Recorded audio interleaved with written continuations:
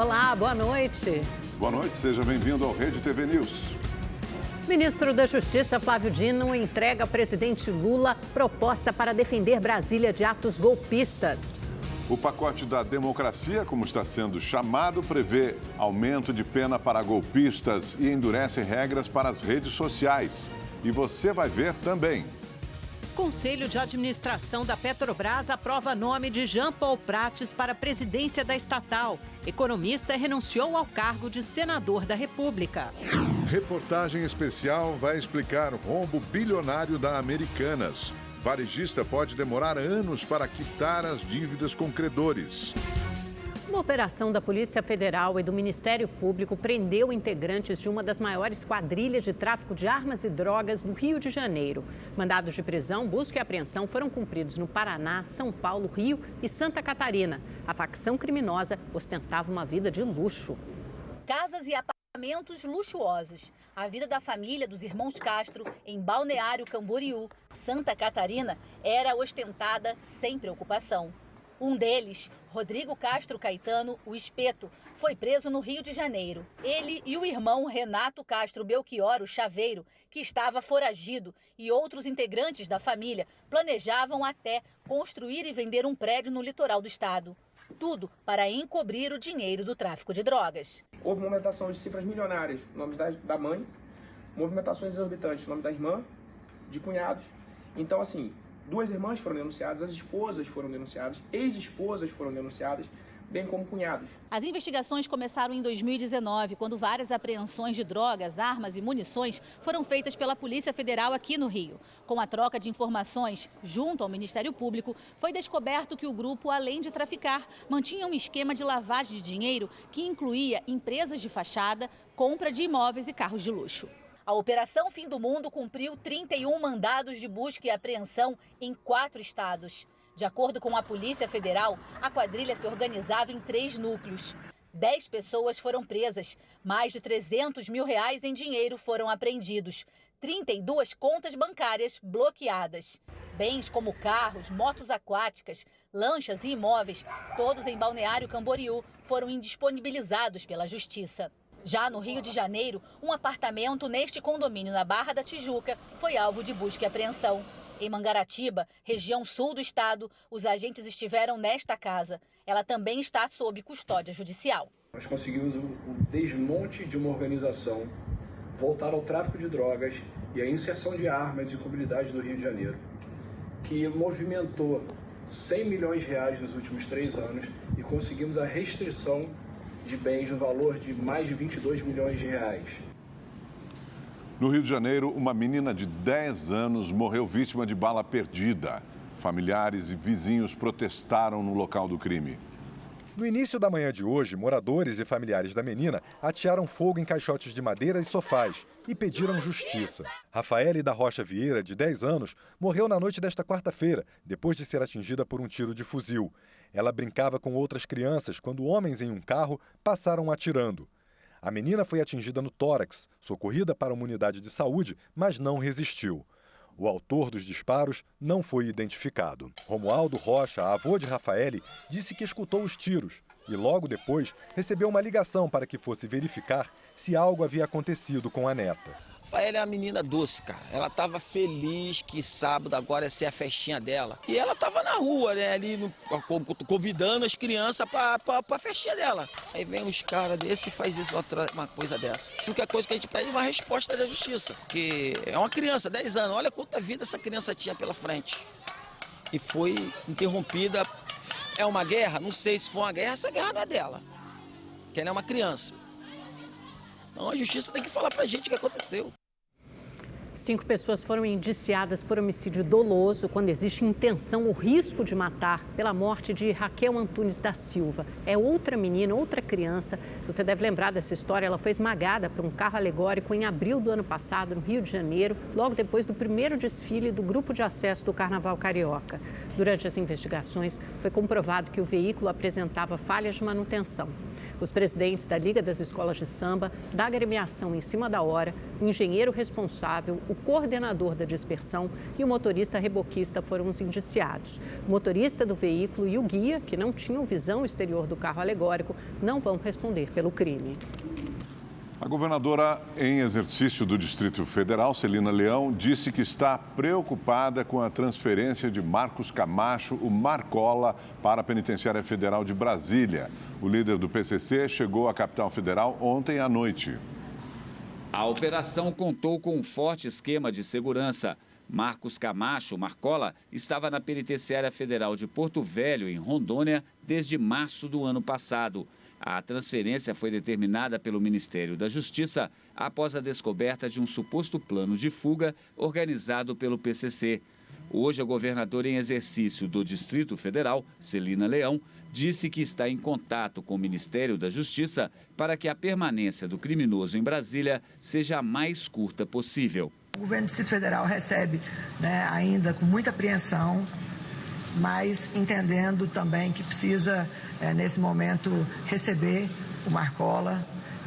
É um momento de muita dificuldade, nós estamos ponderando, talvez, que esse tempo que ele fique aqui seja reduzido para rapidamente estabilizarmos toda essa situação. Não é uma notícia que agrada o governo do Distrito Federal, mas não cabe a nós tomarmos essa decisão. A Procuradoria-Geral da República denunciou a deputada Carla Zambelli, do PL de São Paulo, por porte ilegal de arma de fogo e constrangimento ilegal.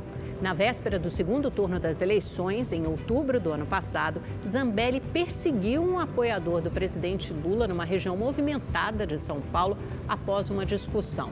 Se a denúncia for aceita pelo Supremo, a parlamentar se tornará ré. Em nota, a deputada disse que irá se defender na justiça das acusações. Zambelli afirmou ainda que possui porte de arma legalmente autorizado pela Polícia Federal.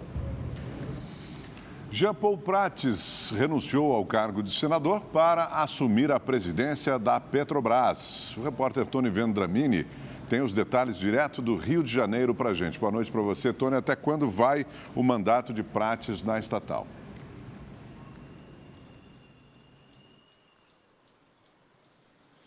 Boa noite, Augusto. Boa noite, Amanda. Boa noite a todos que nos acompanham. O Conselho de Administração da Petrobras aprovou por unanimidade a escolha de Jean Paul Prates para assumir a presidência da companhia de forma interina. O mandato vai até abril, quando a Assembleia de Acionistas deve se reunir para dar o aval definitivo à nomeação. Para assumir a presidência da Petrobras, Jean Paul Prates precisou renunciar ao mandato de senador pelo PT do Rio Grande do Norte. O nome dele já havia sido escolhido em dezembro pelo presidente Luiz Inácio Lula da Silva. Hoje, Prates e Lula estiveram reunidos em Brasília para definir a nova diretoria da estatal. Augusto, Amanda.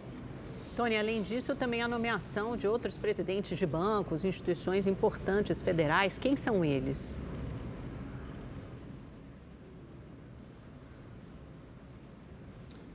Temos sim, Amanda. Ontem o Conselho de Administração do BNDES se reuniu e aprovou o nome de Aloysio Mercadante para presidir a instituição. Essa decisão também foi unânime. E hoje o presidente Lula decidiu nomear o deputado federal Enio Verri, do Paraná, para a diretoria-geral de Itaipu. O presidente também se reuniu ontem com Verri. O deputado vai ter que renunciar ao mandato para assumir o cargo. Ao vivo do Rio de Janeiro, Tony Vendramini para o Rede TV News. Obrigado a você, Tony, pelas informações. E o presidente Lula tem intensificado as negociações para acelerar a conclusão do acordo entre o Mercosul e a União Europeia. Vamos a Brasília conversar agora com o repórter Igor Damasceno, que tem as informações para a gente. Igor, já tem encontro marcado sobre esse assunto? Tem sim, viu, Augusto? Na próxima segunda-feira, o chanceler da Alemanha, Olaf Scholz, deve desembarcar aqui no Brasil para falar sobre esse assunto, viu? Boa noite a você, também a Amanda e a todos que nos acompanham. O presidente Lula vai aproveitar para falar sobre a importância de se avançar nas negociações entre o Mercosul e a União Europeia. Esse acordo foi anunciado em 2019 e entre os principais pontos, esse acordo prevê que em 10 anos o Mercosul reduza a zero as tarifas de exportação para a Europa e, em contrapartida, a União Europeia se compromete a reduzir 91% das tarifas para o Mercosul, viu? Igor, só essa primeira etapa para costurar esse acordo, conseguir aprovar, demorou 20 anos, mas agora você precisa ainda da aprovação nos parlamentos europeus. Quer dizer, ainda faltam algumas etapas. Nos relate, conte um pouquinho o que ainda falta para assinar definitivamente, fechar o acordo Mercosul-União Europeia. E tivemos um probleminha na nossa imagem com o Igor. Voltamos, Igor. Acho que voltamos a te ouvir. Pronto, restabelecida a conexão. Pode falar aí. Ao vivo é assim mesmo, mas vamos lá. Como você disse, esse acordo demorou 20 anos para se avançar, mas já começa aí a avançar agora, viu? Para que esse acordo comece a valer, no entanto, é preciso acertar alguns detalhes técnicos e também que o parlamento dos 28 países envolvidos nessas negociações aprovem o texto. Só que desde que esse anúncio foi feito, surgiram vários entraves, Amanda. O principal deles envolve as questões ambientais. Nesse aspecto do meio ambiente, a principal resistência vem da França. Inclusive, hoje o presidente Lula falou por telefone com o presidente da França, Emmanuel Macron, e falou sobre esse assunto, isso na expectativa de diminuir a resistência do presidente francês. Na oportunidade, Lula ainda fez um convite para que Macron visite o Brasil. Só que esse assunto, essa visita, ainda não tem data definida. A gente vai seguir acompanhando essas negociações. Igor Damasceno, de Brasília, para o Rede TV News. Perfeito, obrigado, Igor. Ficou para amanhã a entrega ao STF do relatório final sobre a intervenção na segurança pública do Distrito Federal. Hoje, o novo secretário de Segurança, Sandro Avelar, disse que o plano de ação elaborado para a abertura do ano legislativo e judiciário deve ficar pronto nos próximos dias. A declaração foi dada hoje pela manhã no Palácio do Buriti, sede do governo do Distrito Federal. Sandro Avelar disse que a soma dos esforços das forças de segurança vai garantir que a posse dos novos congressistas e a abertura do ano judiciário no dia 1º de fevereiro sejam realizadas sem surpresas. Esse plano já está bastante adiantado, pode-se dizer que está praticamente consolidado, por um trabalho que foi feito ainda pelo interventor, doutor Ricardo Capelli, junto com as forças de segurança daqui do Distrito Federal, envolvendo, evidentemente, outros atores do governo federal. Então, assim, essa soma de esforços do Distrito Federal com o governo federal, com certeza, vão ter um efeito bastante positivo para que não volte a acontecer o que aconteceu no dia 8. Para evitar outros atos de vandalismo, o interventor da União no Distrito Federal, Ricardo Capelli, anunciou em uma rede social a abertura de mais um inquérito policial militar. Segundo ele, este será o 6º que vai apurar os fatos expostos pelas imagens das câmeras do Supremo Tribunal Federal. Esse relatório vai também apontar o que virá doravante. Vai mostrar que há os procedimentos na Corregedoria da Polícia Militar. Esses procedimentos já estão em curso, estão sendo conduzidos, obviamente, pela Corregedoria da instituição. A intervenção federal determinou a instauração desses procedimentos. Eles terão, nas próximas semanas, relatórios e o interventor federal cuidou para que houvesse a instauração, nesse momento, de 6 inquéritos policiais militares. Esse 6º inquérito policial militar, IPM, que foi instaurado, se refere exclusivamente ao que aconteceu nas imediações da Câmara dos Deputados. Como as imagens que foram divulgadas pelo Supremo Tribunal Federal mostraram, nós tivemos ali uma movimentação atípica, quando já se formava o combate aos ataques terroristas. Então, esse 6º IPM se refere exclusivamente ao que aconteceu entre o edifício sede da Câmara, entre o Itamaraty e o edifício sede do Supremo Tribunal Federal, como as imagens exaustivamente mostram. A Controladoria Geral da União também prepara uma representação com 23 nomes de extremistas que participaram das invasões para ser entregue à Procuradoria Geral. Já no Senado Federal, o presidente Rodrigo Pacheco também prometeu entregar à PGR mais nomes que foram identificados a partir das imagens de câmeras de segurança. Hoje, o presidente Lula recebeu das mãos de Flávio Dino um pacote de sugestões para aumentar a segurança nos prédios públicos da capital. O objetivo é que os atos de vandalismo, como os do dia 8 de janeiro, não se repitam. O pacote da democracia, como está sendo chamado, deve embasar uma proposta de emenda à Constituição que será enviada daqui do Planalto para tramitar no Congresso Nacional. A ideia é de que o texto seja encaminhado após o Carnaval. O pacote inclui a criação de uma Guarda Nacional, o enrijecimento das regras nas redes sociais, o aumento das penas contra golpistas e a divisão da responsabilidade sobre a segurança pública de Brasília entre o governo local e o federal.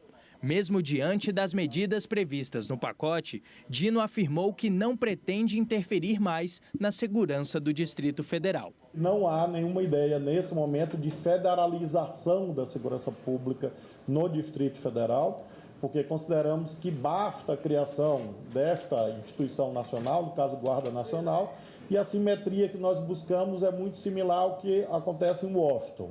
Essa força nacional, essa Guarda Nacional, ficaria adstrita, segundo a nossa proposta, à atuação em algumas áreas do Distrito Federal e o restante da segurança pública continuaria sob comando do governo do Distrito Federal.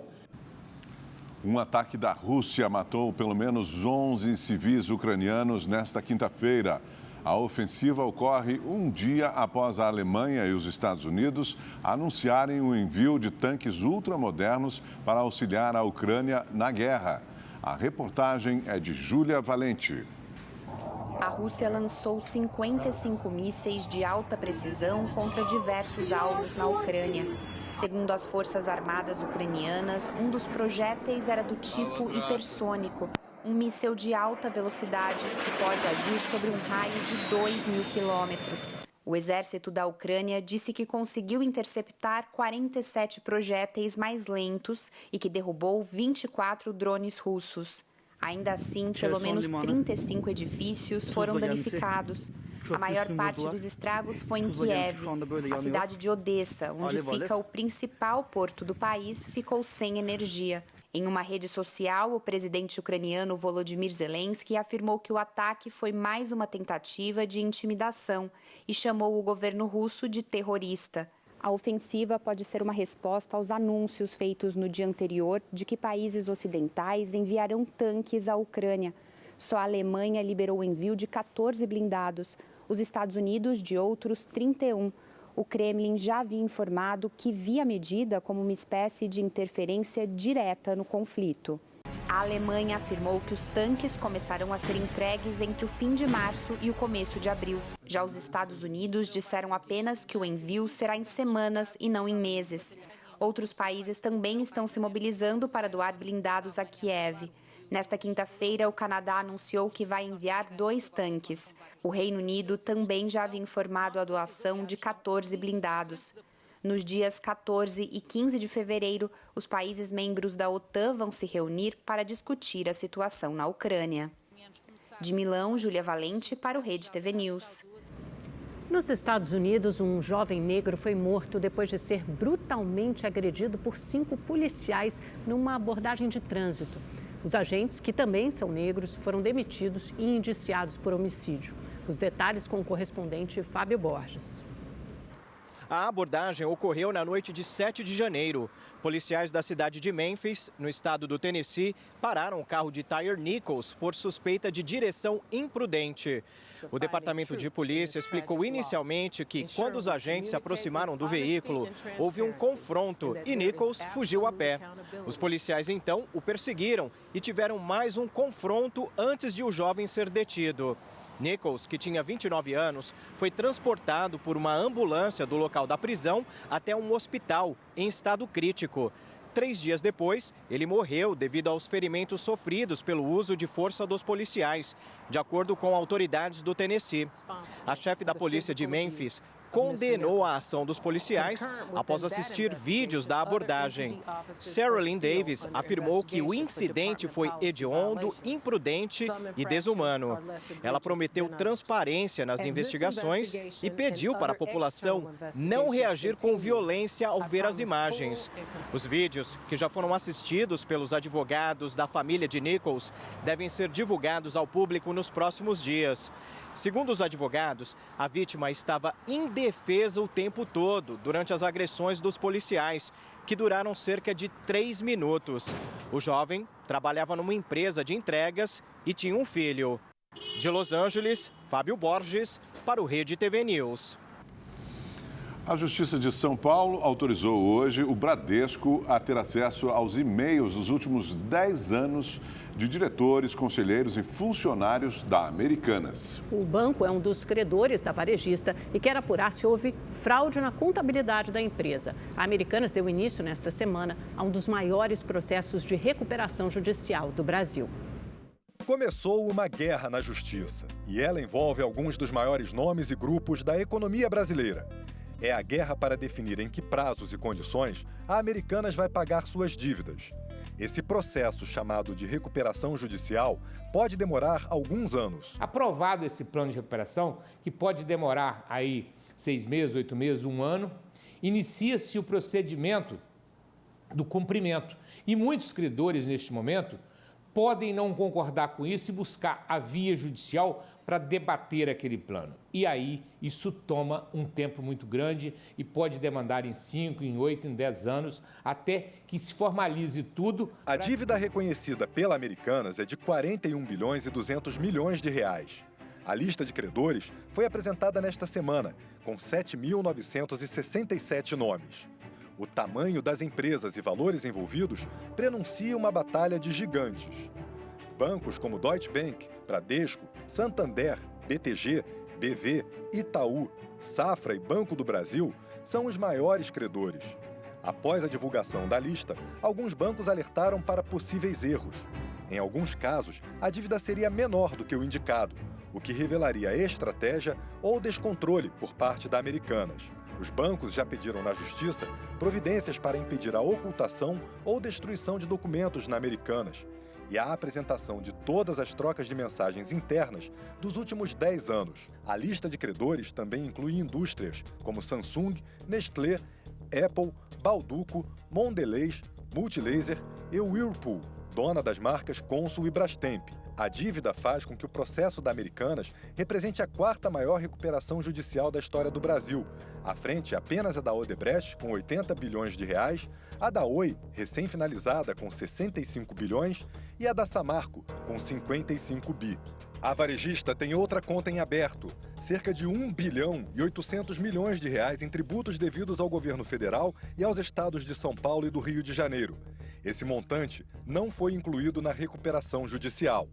O drama de uma das maiores empresas do Brasil teve início no último dia 11, quando o recém-empossado CEO Sérgio Rial renunciou ao comunicar inconsistências contábeis na empresa. Em outras palavras, ele encontrou um rombo de 20 bilhões de reais no balanço da organização. Rial informou que grande parte do buraco se deve a operações de risco sacado, uma modalidade de crédito que consiste na antecipação de recebíveis intermediada por um banco ou instituição financeira. Funciona assim. Digamos que a indústria X vende um produto para Americanas a R$ 100 a receber em 60 dias. A indústria então vai ao banco Y e negocia receber à vista, mas com desconto dos 100 iniciais, fica com R$ 90. O banco Y cobra esses R$ 90 da Americanas, que aceita pagar com juros, mas há um prazo maior, de 180 dias. Assim, a dívida da Americanas fica sendo de R$ 110. O risco sacado é legal e corriqueiro. O problema é que, por erro ou por fraude, a Americanas pode não ter lançado corretamente essas operações nos balanços. Então, ela tem uma dívida diferente da que está declarada, quem corre juros não declarados também. Isso vai, com o passar do tempo, essa coisa se repetindo, vai amontoando. Não é por acaso que os maiores credores da Americanas são as instituições financeiras. Depois do anúncio das inconsistências, os bancos até tentaram entrar com ações para executar as dívidas. E isso só não aconteceu porque a Justiça acolheu o pedido de recuperação judicial. Durante o processo de recuperação, o caixa da empresa fica blindado contra as cobranças. Não há nada a fazer, a não ser esperar que a Americanas apresente um plano de pagamento de dívidas e que esse plano seja aprovado pelos credores. Grandes grupos econômicos e financeiros costumam ter caixa para suportar esse tempo de espera, o que não é o caso dos credores menores, como seu Moacir. A empresa de transportes dele quebrou depois que a Americanas rompeu em 2021 o contrato de prestação de serviço e bloqueou o pagamento de uma dívida de 7 milhões de reais. Foi uma bomba que estourou, né? Porque uma coisa era eu achar que era um problema que eu tinha com ela. Na hora que eu percebo pelas mídias, né, é um problema que ela vem criando há anos. A gente sabe que uma recuperação judicial, o que pode ser aprovado numa assembleia, às vezes os meus netos não vão conseguir vivenciar o resultado disso. A crise da Americanas vai além do prejuízo dos credores. Os mais de 40 mil trabalhadores da empresa correm o risco de perder seus empregos. Firmas de auditoria que aprovaram os balanços da Americanas terão que se explicar. O mesmo vai acontecer para organizações que atestaram boas práticas de gestão do grupo. E mais, a Americanas é empresa de capital aberto. Tem acionistas entre fundos de investimento e cotistas individuais. Entre eles estão os empresários Jorge Paulo Lemann, Marcel Teles e Carlos Alberto Sicupira, listados entre as pessoas mais ricas do Brasil. Eles são os acionistas de referência da companhia. Os bancos credores querem que se investigue se o trio tem alguma responsabilidade no escândalo. Em caso afirmativo, os três podem ser forçados a usar patrimônio pessoal para sanear as contas da empresa. Mas são os pequenos acionistas que sentem o maior impacto no bolso. Pedro esperava ganhos com as ações da Americanas em 2023. O prejuízo só não foi maior porque ele diversificou os investimentos. Alguns investidores, assim como eu, não têm a totalidade dos investimentos aqui no Brasil, tem uma boa parte lá fora. O susto só não foi tão grande por conta disso, por conta da diversificação. Mas com a virada do governo, a gente esperava que o comércio varejista, né, tivesse uma alta maior e essa queda aí pegou muita gente de surpresa. O caso terá desdobramento fora do Brasil. A Americanas pediu que a recuperação judicial seja válida também nos Estados Unidos. E os bancos credores estudam entrar com processos nas justiças americana e europeia. Mais um sinal de que a batalha vai longe, no tempo e na distância.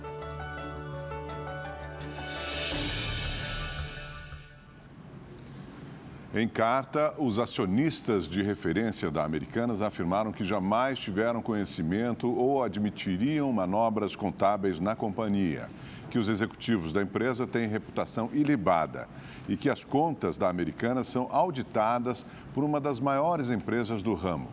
Os acionistas disseram que têm compromisso com a transparência e que os fatos que produziram as inconsistências contábeis estão sendo apurados por um comitê independente.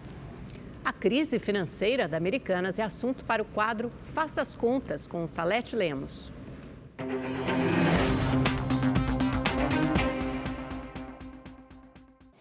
Olá, boa noite a todos. Complicado, né?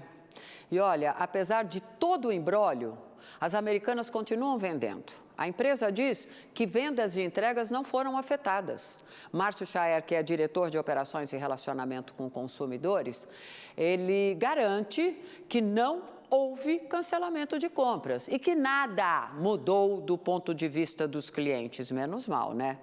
Já que até agora ninguém soube explicar exatamente o que aconteceu com a Americanas. Vamos combinar, passar dívida com fornecedores para os bancos e nenhum órgão fiscalizador se deu conta do desvio contábil, do desarranjo contábil, não sabem sequer há quantos anos isso está acontecendo. Gente, é meio absurdo, né? E tem um agravante. A empresa negocia ações lá fora e nenhum órgão responsável pelas informações prestadas pelas empresas de capital aberto perceberam esse desarranjo contábil? Não é à toa que já na Justiça há aí a possibilidade de enquadramento também dos seus principais acionistas, bilionários do mercado financeiro. A única coisa que se comenta é o impacto em outros negócios da Bolsa, tá? Como Mercado Livre. As ações do Mercado Livre subiram 31%. Por quê? Porque Mercado Livre está otimista, acha que a empresa vai ganhar mercado com a saída da Americanas. Mercado Livre não acredita que a Americanas vai conseguir manter suas operações no comércio varejista. E as outras varejistas, todas com dificuldades enfrentadas por conta da taxa de juro. 13,75%, gente. Não dá para vender no crediário. Você tem que pensar não uma, mas 20 vezes antes de entrar no parcelamento. 75% de taxa de juro, faça as contas e faça as contas com cuidado. E trabalhe consumo com prioridade. Aliás, os mais antigos não cansam de alertar. Dizem assim, cuidado com o andor, que o santo é de barro. Faça as contas. Eu volto na próxima semana. Até lá. O Ministério da Saúde vai começar no dia 27 de fevereiro a campanha de aplicação das novas doses de reforço da vacina contra a Covid-19. O novo imunizante também vai combater as subvariantes da Omicron. De acordo com a pasta, vai ser usado o imunizante bivalente da Pfizer, que protege contra o vírus original da doença e também contra as subvariantes da Omicron. Na primeira fase, vão ser vacinados os idosos a partir de 70 anos, moradores de instituições de longa permanência, imunocomprometidos, comunidades indígenas, ribeirinhas e quilombolas. O plano divulgado pelo Ministério da Saúde prevê ainda mais 3 fases para a vacinação de idosos entre 60 e 69 anos, gestantes e puérperas e profissionais de saúde, mas as datas para estes grupos não foram divulgadas. A ideia é aplicar o reforço naqueles que já tomaram pelo menos 2 doses dos imunizantes contra a Covid. O cuidado com a saúde mental tem sido maior por parte dos brasileiros. O reflexo disso é a procura pelo serviço no Sistema Único de Saúde. Mas quem precisa desse atendimento no SUS tem enfrentado dificuldades. Anderson toma remédios controlados desde 2009. Para conseguir o medicamento na unidade de saúde, ele utiliza a mesma receita há mais de 3 anos. O motivo? A burocracia para marcar uma nova consulta. Ficar 5 horas da manhã lá na fila, lá fora, esperando, aí pega a fila de encaixe, pega uma senha, aí fica esperando, aí depois da senha que vem para poder... Se conseguir pegar a senha, que é um pouco de senha que pega. Maria das Dores e a filha usam medicação controlada. Elas também têm dificuldades para marcar uma consulta. Para mim não é fácil, que tem que ir cedo ficar na fila. E eu com quase 80 anos, não dá para levantar para 7 horas, tá na fila, né? Os dados do DataSUS mostram que em 2019 houve 7.700.000 atendimentos psicológicos no país. No ano seguinte, devido à pandemia, o número caiu para 4.400.000. Em 2021, o índice voltou a crescer, com 6.100.000 atendimentos. O aumento seguiu até novembro do ano passado, quando foram realizadas 6.900.000 consultas. Pela rede privada, os atendimentos cresceram 27% entre 2019 e 2022, chegando a cerca de 31 milhões de consultas. A pandemia ela veio a trazer um agravamento de algo que já estava acontecendo. Tanto é que muitos profissionais da área da saúde tratam a questão do adoecimento mental como mais uma das ondas do Covid, né? Em função aí do isolamento social, da questão do home office, do afastamento do convívio. Aqui no Centro de Atenção Psicossocial, o CAPS, os pacientes recebem atendimento em saúde mental por uma equipe multiprofissional que envolve psicólogos, psiquiatras, assistentes sociais, enfermeiros e profissionais de outras especialidades. A procura de pessoas com problemas psiquiátricos aumentou depois da pandemia da Covid-19. E para que a atenção à saúde mental não se perca ao longo dos meses, a campanha Janeiro Branco tem como objetivo alertar a população para a importância de buscar ajuda. O CAPS ele participa, ativamente dessa campanha, não só para os usuários aqui do serviço, mas também promovendo sensibilização no território, para a população geral, dizer também, acho que para também divulgar o serviço do CAPS, que esse serviço existe no SUS, como um dispositivo para cuidar da saúde mental das pessoas. Em nota, a Secretaria Municipal de Saúde de São Paulo diz que vem ampliando a oferta de equipamentos da rede de atenção psicossocial em toda a cidade e que somente no último ano foram entregues 5 CAPs, além da unidade infanto-juvenil de Santana, na zona norte da cidade. 12 pessoas morreram em um acidente entre uma van e um caminhão no interior do estado do Tocantins. A van pertencia à Secretaria de Saúde da cidade de Almas e transportava as pessoas para atendimento médico em Palmas, capital do estado. O motorista do caminhão invadiu a pista contrária e provocou o acidente que vitimou 4 homens, 7 mulheres e um bebê. 2 pessoas estão internadas. O casal que estava no caminhão teve apenas ferimentos leves. O Rede TV News desta quinta-feira fica por aqui. Obrigado pela sua companhia. Uma ótima noite para você. Amanhã tem mais. Esperamos por você. Uma ótima noite. Até amanhã.